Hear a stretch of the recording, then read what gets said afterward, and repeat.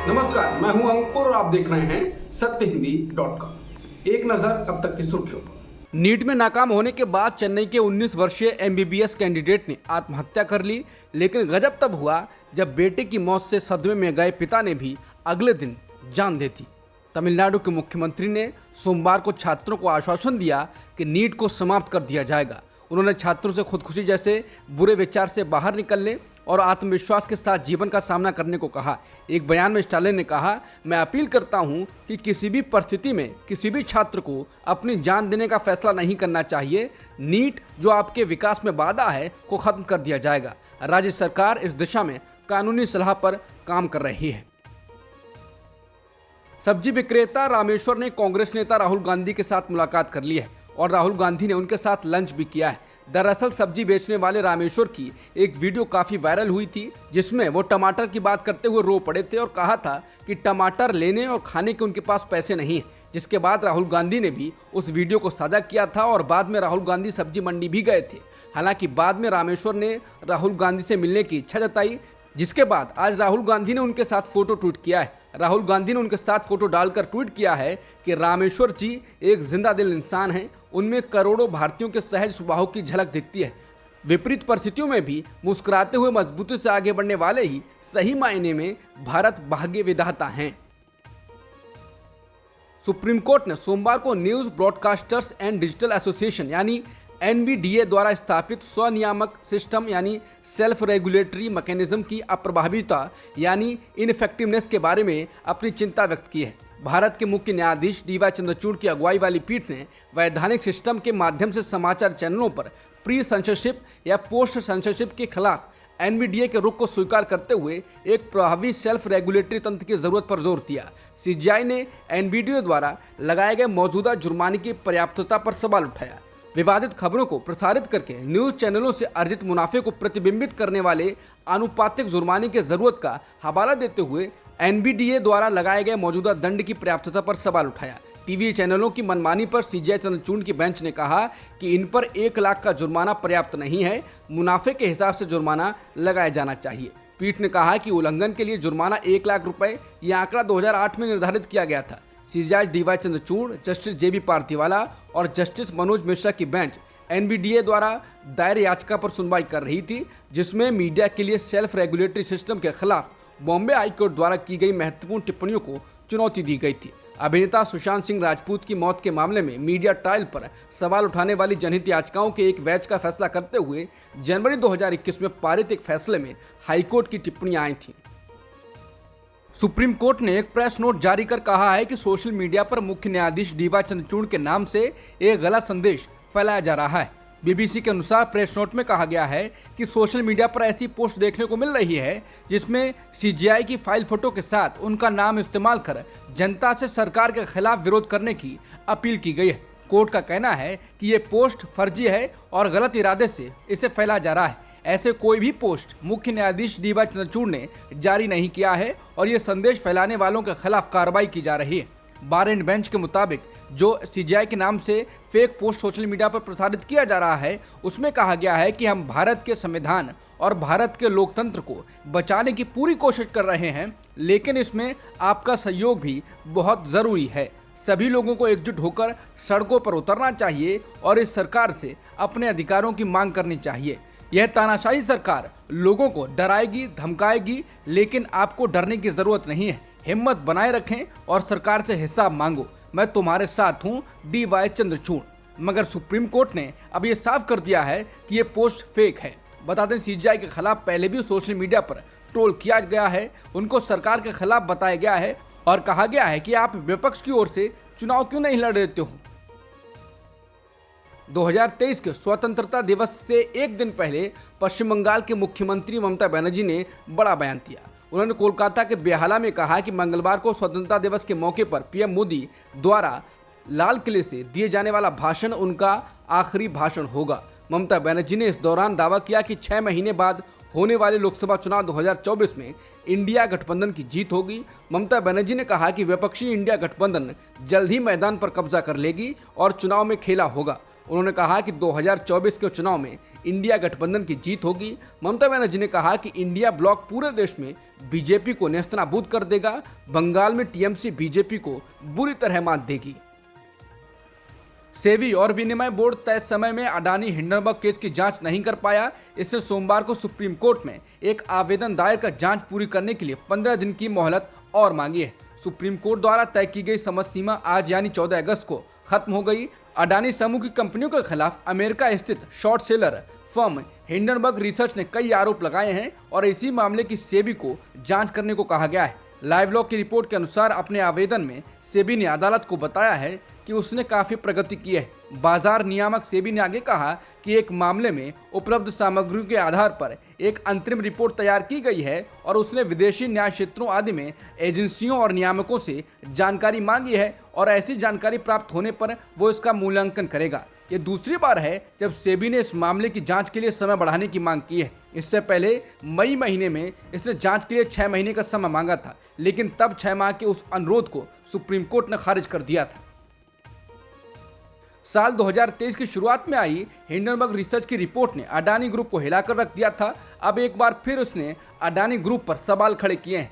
Hindenburg ने Adani group की flagship company Adani port and special economic zone की ऑडिटर पद पर काम करने वाली डेलॉइट के इस्तीफे को लेकर गंभीर आरोप लगाए हैं। डेलॉइट दुनिया की टॉप ऑडिटिंग कंपनियों में से एक है जो 2017 से अडानी पोर्ट के साथ जुड़ी हुई थी।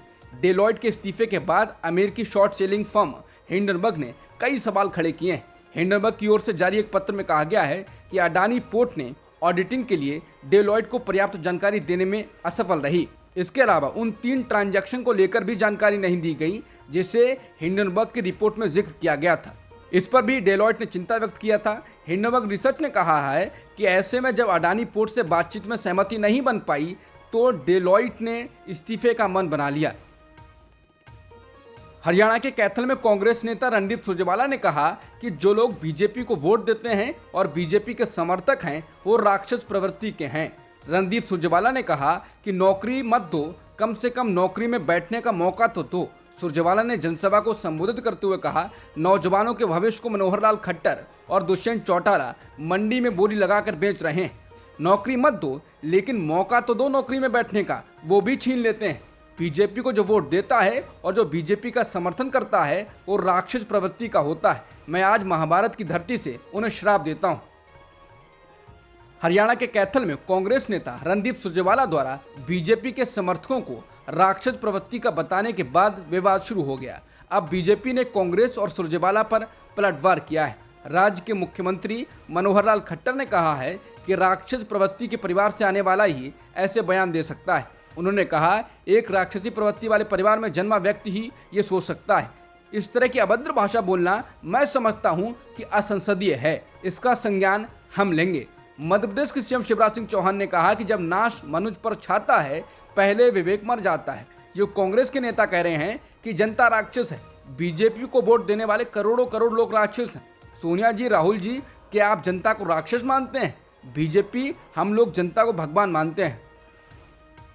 अनअकैडमी के लॉ टीचर करण संगवान ने बिना किसी का नाम लिए अपने छात्रों से पढ़े लिखे नेताओं को वोट देने का आग्रह किया। हालांकि बीजेपी आईटी सेल ने मान लिया कि यह उनके सबसे बड़े नेता के संदर्भ में कहा गया है। इसके बाद भाजपा आईटी सेल ने करण को अपमानित करना और गाली देना शुरू कर दिया। सूत्रों का कहना है कि अनअकैडमी करण को अपने ट्विटर पैनल से हटा सकती है। सांगवान का जो वीडियो वायरल हुआ उसमें सांगवान को छात्रों को उन नेताओं को वोट ना देने की सलाह देते हुए सुना जा सकता है जो केवल नाम बदलने पर ध्यान केंद्रित करते हैं। सांगवान ने ऐसे नेताओं के बजाय ठीक ठाक पढ़े लिखे व्यक्तियों को चुनने को कहा। टीचर सांगवान के पास LLM की डिग्री है। सांगवान भाजपा शासित केंद्र सरकार के नवीनतम विधेयक पर चर्चा कर रहे थे। इस विधेयक का उद्देश्य ब्रिटिश काल के भारतीय दंड संहिता यानी IPC, आपराधिक प्रक्रिया संहिता यानी CRPC और भारतीय साक्ष्य अधिनियम को बदलना है। बिल पर अपनी निराशा व्यक्त करते हुए सांगवान ने कहा, यहाँ तक कि मुझे भी नहीं पता है कि हंसूं या रोऊं, क्योंकि मेरे पास भी बहुत सारे नोट्स हैं जो मैंने तैयार किए थे। अब बदलना होगा। ये हर किसी के लिए कड़ी मेहनत है। आपको भी एक महत्वपूर्ण निर्णय लेना है। उन्होंने भविष्य में इसी तरह की परिस्थितियों का सामना करने से बचने के लिए राजनीतिक प्रतिनिधियों के रूप में शिक्षित व्यक्तियों को चुनने की आवश्यकता पर जोर दिया। सांगवान ने छात्रों से अनुरोध किया कि किसी ऐसे व्यक्ति को चुनें जो शिक्षित हो, जो चीज़ों को समझता हो, किसी ऐसे व्यक्ति को ना चुनें जो केवल ना बदलना जानता हो। अपना निर्णय ठीक से लें। सांगवान के इस वीडियो बयान को किसी ने ट्विटर पर डाल दिया। इसके बाद भाजपा IT सेल के लोग अलग अलग नामों से सांगवान के पीछे पड़ गए। भाजपा IT सेल के लोगों ने सांगवान पर शिक्षा की आड़ में राजनीतिक प्रचार प्रसार करने का आरोप लगाया। अशोका यूनिवर्सिटी में इस समय हलचल है। अर्थशास्त्र विभाग के सहायक प्रोफेसर सब्यसाची दास ने इस्तीफा देकर इस हलचल को और बढ़ा दिया है। विश्वविद्यालय प्रशासन पर सवाल उठ रहे हैं कि क्या सब्यसाची दास को 2019 चुनावों के संदर्भ में विद्वतापूर्ण पेपर पर सत्तारूढ़ भाजपा के विरोध के कारण हटाया गया है।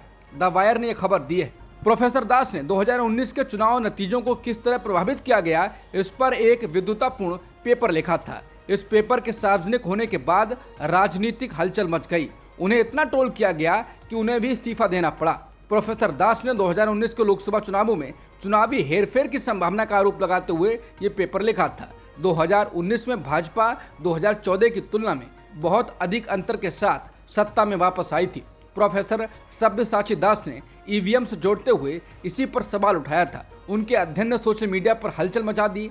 भाजपा IT सेल और पार्टी नेताओं ने भी विद्वान प्रोफेसर के निष्कर्षों पर हमला किया। 1 अगस्त को ये मामला तब गर्म हो गया जब अशोक विश्वविद्यालय ने एक बयान जारी कर खुद को प्रोफेसर दास के पेपर से अलग कर लिया और कहा कि वो इस मुद्दे पर अटकलों और बहस से निराश हैं। जब द वायर ने रविवार शाम को उनसे जानने के लिए संपर्क किया कि क्या वो बात करने की स्थिति में होंगे, तो प्रोफेसर दास ने कहा, मैं इस समय मीडिया से बात नहीं कर रहा हूँ। मैं मीडिया से बात करने से पहले अपना पेपर प्रकाशित करने पर ध्यान केंद्रित कर रहा हूँ। जब दास से स्पष्ट रूप से पूछा गया कि क्या उन्होंने इस्तीफा दे दिया है, तो उन्होंने कोई जवाब नहीं दिया। हालांकि अशोक यूनिवर्सिटी की 3 फैकल्टी सदस्यों ने प्रोफेसर दास के इस्तीफे की पुष्टि की है, लेकिन इस्तीफा स्वीकार हुआ या नहीं ये साफ नहीं है। बीजेपी शासित राज्यों के विभिन्न मुख्यमंत्रियों सहित भारतीय जनता पार्टी के कई नेताओं ने ट्विटर पर अपना गोल्डन टिक खो दिया है। इन नेताओं ने PM नरेंद्र मोदी की अपील पर हर घर तिरंगा अभियान के तहत अपनी डिस्प्ले पिक्चर को हटाकर तिरंगे की तस्वीर लगाई थी।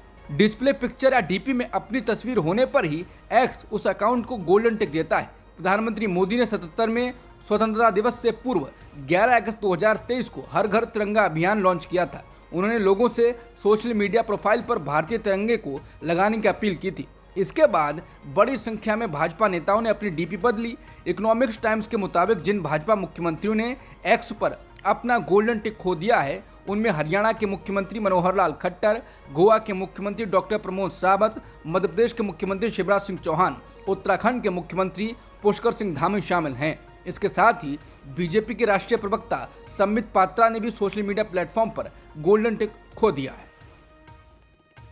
प्रियंका गांधी के खिलाफ FIR दर्ज कराए जाने के बाद कांग्रेस ने कहा है कि बीजेपी को आगामी मध्य प्रदेश चुनाव में अपनी हार साफ नजर आ रही है। सामने दिख रही हार से पार्टी पूरी तरह घबराई और बौखलाई हुई है। इस बौखलाहट का ही नतीजा देखिए जब श्रीमती प्रियंका गांधी जी ने मध्य प्रदेश में चल रहे 50% कमीशन के गोरखधंधे के खिलाफ आवाज उठाई, तो अपने भ्रष्टाचार को छुपाने के लिए बीजेपी सरकार ने उनके खिलाफ 41 जिलों में FIR दर्ज करवा दी। अगर बीजेपी सच के साथ होती तो वो इसका सामने से जवाब देते, ना कि हमेशा की तरह पुलिस के पीछे छिपकर सच्चाई को दबाने की कोशिश करती। लेकिन हम डरने वाले नहीं हैं। सच बहुत जल्द जनता के सामने होगा। जनता आपको माफ नहीं करने वाली है। विनाश काले विपरीत बुद्धि। हिमाचल प्रदेश में सोमवार को भारी बारिश के बीच अलग अलग घटनाओं में कम से कम 16 लोगों की मौत हो गई। हिमाचल प्रदेश के एक सोलन जिले के एक गांव में बादल फटने से एक ही परिवार के 7 लोगों की मौत हो गई, जबकि भारी बारिश के बीच शिमला में एक शिव मंदिर के ढहने से 9 लोगों की मौत हो गई है। मंदिर में राहत और बचाव कार्य किया जा रहा है। फंसे लोगों को निकालने का प्रयास जारी है। रविवार रात से अब तक कम से कम 30 लोगों की मौत हो चुकी है। मुख्यमंत्री सुखविंदर सिंह सुक्खू ने कहा है कि स्थानीय प्रशासन ढहे मंदिर का मलबा हटाने और फंसे होने की आशंका वाले लोगों को बचाने के लिए काम कर रहा है। हरियाणा के नूंह में सोमवार से इंटरनेट सेवाएं बहाल कर दी गई हैं। 15 दिनों पहले हिंसक झड़पों की वजह से नूंह और आसपास के शहरों में इंटरनेट बंद कर दिया गया था, लेकिन सरकार का यह फैसला कई सवाल खड़े कर रहा है। हिंदू संगठनों ने रविवार को पलवल के पोंडरी गांव में महापंचायत करके 28 अगस्त को नूंह के नलहर मंदिर से फिर जलाभिषेक यात्रा निकालने की घोषणा की है। इसे लेकर फिर से तनाव बढ़ सकता है। ऐसे में इंटरनेट खुलने का असामाजिक और सांप्रदायिक तत्व फायदा नहीं उठाएंगे, इसकी कोई गारंटी नहीं है। हिंदुस्तान टाइम्स की एक रिपोर्ट के मुताबिक उत्तराखंड के जोशीमठ में कई घरों में ताज़ा दरारें आई हैं। इसी बीच जोशीमठ के प्रभावित परिवारों ने अपनी मांगें न पूरी होने पर फिर से धरना शुरू कर दिया है। उत्तराखंड के चमोली जिले का जोशीमठ कस्बा कुछ महीने पहले ही मकानों में आई दरारों और जमीन खिसकने को लेकर चर्चा में था। मकानों में आई ताज़ा दरारों के आने के बाद 5 परिवारों को सरकार ने राहत कैंप भेजा है। मानसून में हो रही बारिश की वजह से इलाके में और डर फैल रहा है। चमोली के आपदा प्रबंधन अधिकारी नंद किशोर जोशी ने कहा है, सुनील वार्ड इलाके में ताज़ा दरारें आने के बाद प्रशासन ने 5 परिवारों को होठ पहुंचाया है। हम हालत पर नजर रखे हुए हैं। बता दें, जुलाई में सुनील वार्ड में एक 6 फीट का गड्ढा नजर आया था, जिसके बाद लोगों में डर फैला हुआ था।